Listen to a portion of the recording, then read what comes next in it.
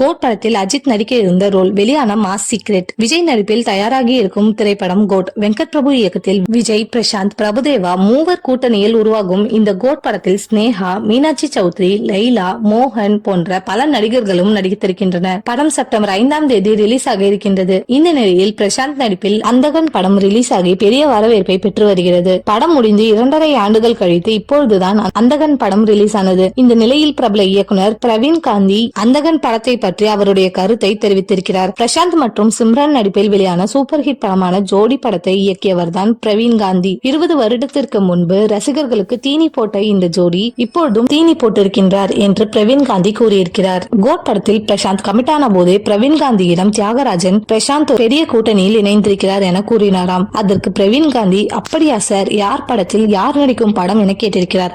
அதற்கு தியாகராஜன், விஜய், அஜித், பிரசாந்த் இவர்களை வைத்து அந்த நிறுவனம் பெரிய அளவில் பிளான் செய்து கொண்டிருக்கிறது என கூறினாராம். இதை கேட்டதும் பிரவீன் காந்திக்கு பெரிய ஷாக். உடனே தியாகராஜனிடம், சார், பெரிய அளவில் படம் வரப்போகிறது, சந்தோஷம் என சொல்ல, அதன் பிறகு அஜித் இந்த படத்தில் இல்லை என்று தெரிய வந்திருக்கிறது. அஜித் நடிக்கும் கேரக்டரில் தான் இப்பொழுது பிரபுதேவா நடிக்கிறாராம். இவர் சொல்வதை பார்த்தால் வெங்கட் பிரபு இவர்கள் கூட்டணியை சேர்க்க கண்டிப்பாக முயற்சி செய்திருப்பார் என்றே தெரிகிறது.